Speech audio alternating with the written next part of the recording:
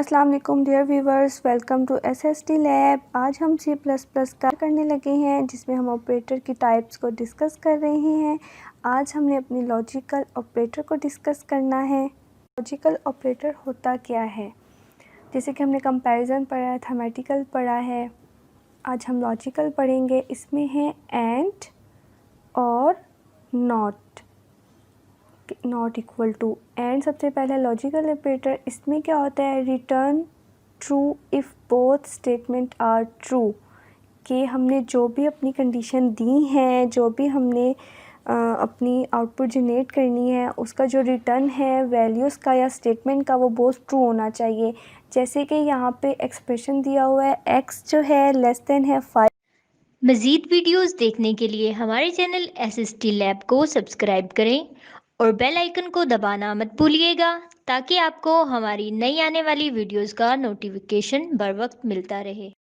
5 के and x less than 10 के, यहाँ पे दोनों साइड पे कंपैरिजन ऑपरेटर यूज़ किए गए हैं और मिड में हमने क्या किया, लॉजिकल ऑपरेटर यूज़ किया है कि जो हमारा x वैल्यू है वो लेस देन होना चाहिए 5 के। अब मैं जो x में 4 कर देती हूँ, तो जो 4 है x वैल्यू जो इसमें है लेस देन है 5 के, एंड जो x है, अब x में मैंने 4 किया था वो भी लेस देन है 10 के, तो ये हमारी वैल्यू क्या होगी, ट्रू होगी। तो हमारे जो आउटपुट है वो 1 आएगी।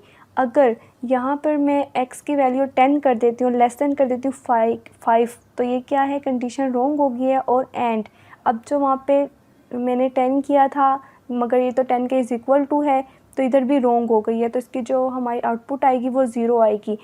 अब अगर मैं यहाँ पे x की वैल्यू 20 करती हूँ, लेस देन 5 करती हूँ, कंडीशन रॉन्ग हो गई है। एंड x की जगह यहाँ पे मैं 4 लगा देती हूँ, इज़ इक्वल टू 10 करती हूँ, तो फिर क्या हुआ है कि एक रॉन्ग है, गलत है, मगर क्या आएगा आंसर, 0 आएगा। अब लॉजिकल ऑपरेटर का सेकंड है और कि रिटर्न वैल्यू जो होती है true if one of the statement is true, कि अगर हमारी स्टेटमेंट जो दी हुई है उसकी एक जो वैल्यू हमने दी है वो ट्रू आ जाएगी, तो फिर जो सेकंड है वो भी, उसका जो आंसर अगर फॉल भी हुआ तो जो उसकी आउटपुट है वो ट्रू होगी। जैसे कि x जो है लेस देन 5, मैंने x में 4 कर दिया है, 4 जो है लेस देन 5 के, और x को मैंने 10 कर दिया लेस देन 4 के। ये तो रॉन्ग है लेकिन पहले वाली ठीक है। इसका जो आंसर आएगा, जो भी हमारी आउटपुट आएगी वो ट्रू आएगी, मतलब 1 में आएगी।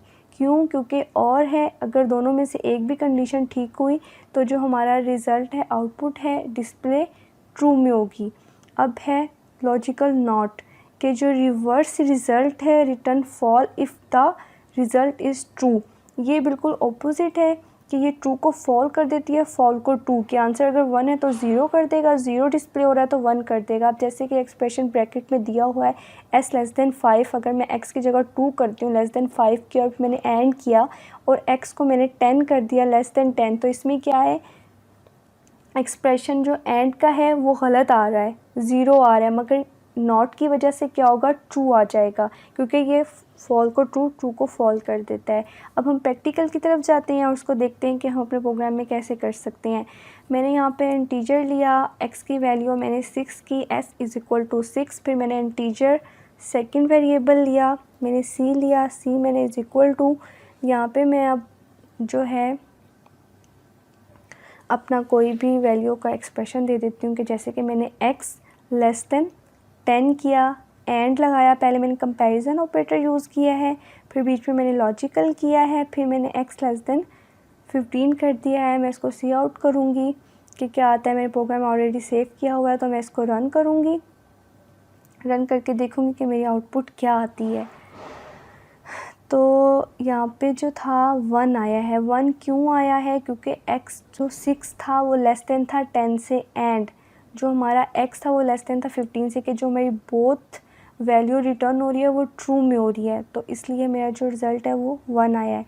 यहाँ पे मैं 3 कर देती हूँ, फिर मैं रन करती हूँ, तो फिर अब जो आउटपुट है मेरी वो 0 आई है। क्यों? क्योंकि इसमें एंड में एक ट्रू है कंडीशन, एक फॉल है, तो जो आंसर है वो 0 आया है। s लेस देन 3 था, एंड जो x है, एंड की वजह से दोनों का वैल्यूज़ का ट्रू होना ज़रूरी होता है। अब मैं यहाँ पे और लगा रही हूँ ऑपरेटर को, और ऑपरेटर से लगाया तो यहाँ पे जो रिज़ल्ट है वो मेरा ट्रू आया, 1 आया, जबकि पीछे 0 आया था क्योंकि वो एंड था, उसमें बहुत जो स्टेटमेंट की वैल्यू है वो ट्रू होना ज़रूरी था। यहाँ पे एक कंडीशन ट्रू है तो जो आंसर आएगा वो हमारा ट्रू आ सकता है, जैसे कि यहाँ पे 1 आया है क्योंकि यहाँ पे एक कंडीशन ट्रू थी और सेकंड फॉल थी। मैंने यहाँ पे भी चेंज कर दिया 1, मैंने x को लेस देन कर दिया 1 के, तो देखें यहाँ पे 0 आया। क्यों? क्योंकि यहाँ पे बोथ वैल्यू है वो फॉल है, तो रिज़ल्ट क्या आया है?